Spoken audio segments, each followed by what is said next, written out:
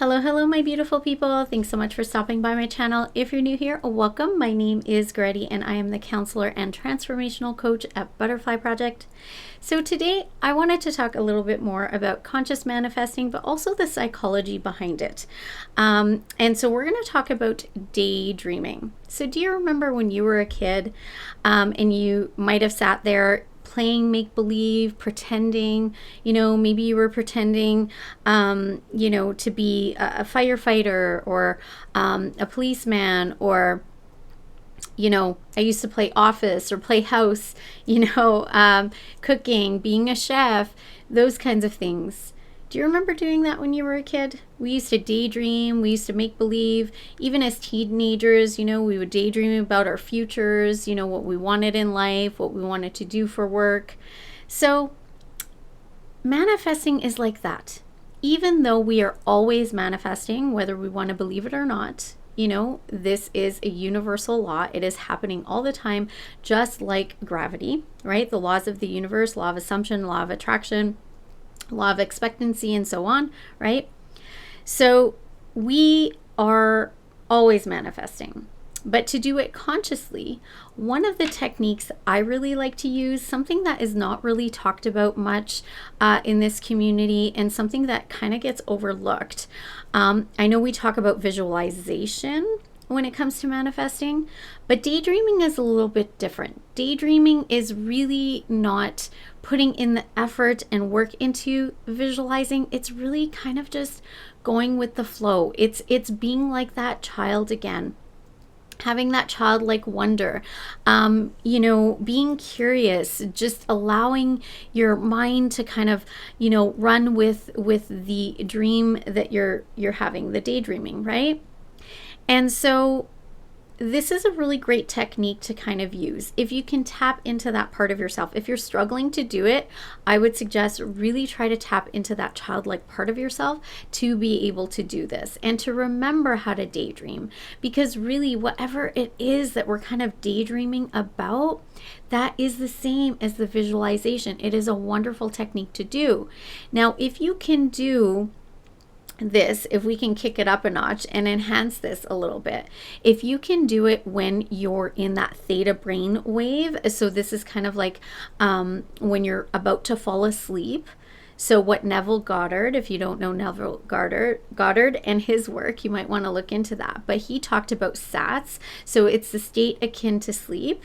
Basically, it's just that point when you're kind of getting drowsy and starting to fall asleep, but you're still consciously aware and awake. Same thing when you're, maybe driving. Not that, I want you guys to do, meditations or anything like that when you're driving, but all of us naturally kind of think about things or even daydream while we're driving. Or when you're washing the dishes or you're cleaning the house or you're folding laundry, we get into that kind of mundane space in our brains. And that is usually the time that our brains go into that theta brainwave. This is the same kind of brain wave that children are in when they're in the first 6 to 10 years of their life, especially that first 6 years of life where we're just recording information.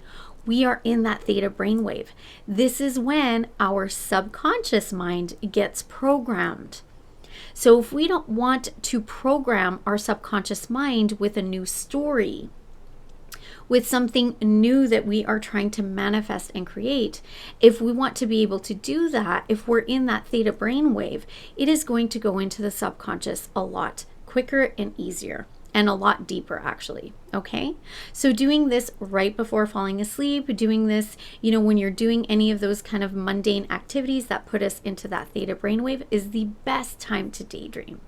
And you want to just daydream about what it is that you want. Is it health? Is it more money? Daydreaming is a lot more just lighthearted and fun. It's not so serious like visualization. Although visualization is really great, daydreaming is a little bit different. It's a little looser. It's a little, more go with the flow, right? Allow your mind to kind of run with it. Okay.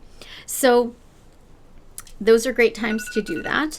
And as well, like I said, as you're doing this, you are programming your subconscious mind. And if you haven't watched my videos on this, I'll post, one or maybe two videos that I have done on the subconscious mind, how it works, how to reprogram it. I'll post it up here for you guys.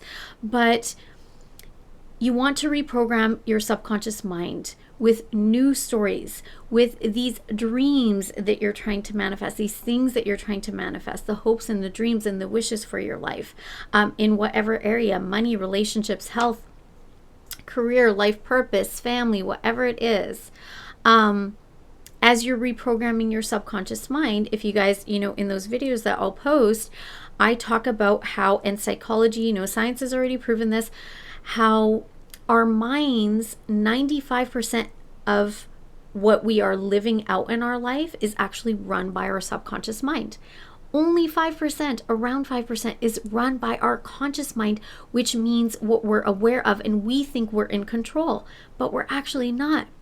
So you want to change what is in your subconscious mind, right? So we want to reprogram it, which I'll do another video on this, how to reprogram old negative stories and negative beliefs so that we can have a better life coming out or being projected out from the subconscious mind. But also what it is that we dream for our lives, what we want in our lives.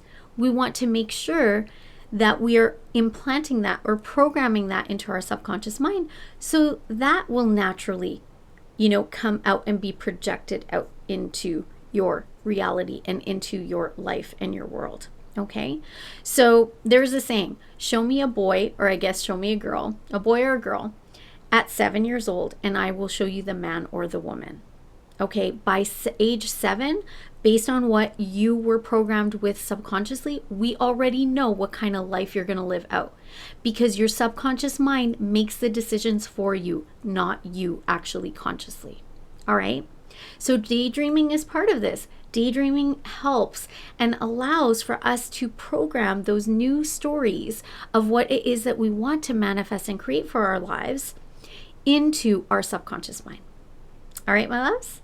So spend some time doing some daydreaming the next time that you're washing the dishes or going for a drive or doing some sort of mundane activity, cleaning or folding clothes or organizing things, cooking even, or, before you go to sleep especially, that is actually the best time to do it.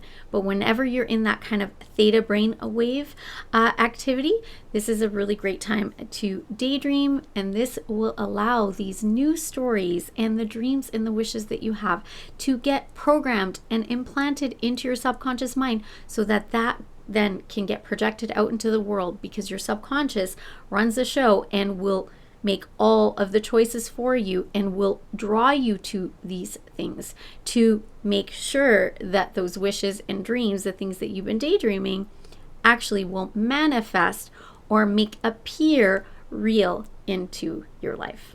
All right, my loves, I hope that this was helpful for you. Thanks so much for being here with me today. Don't forget to do all the things like this video, share this video with others, comment down below, and subscribe to my channel if you're new here. I would absolutely love to have you here as part of this ever-growing butterfly community. And also, don't forget to hit that bell icon so you get notified of new videos as I post them, as sometimes YouTube doesn't seem to be doing that. And as well, if you guys would like to work with me, whether it's in counseling or if you would like help with a coaching, all my information is always in the description box below. You can contact me that way or through my website. All right, my loves, thanks so much, and I wish you all peace, love, and light. Until next time, bye-bye.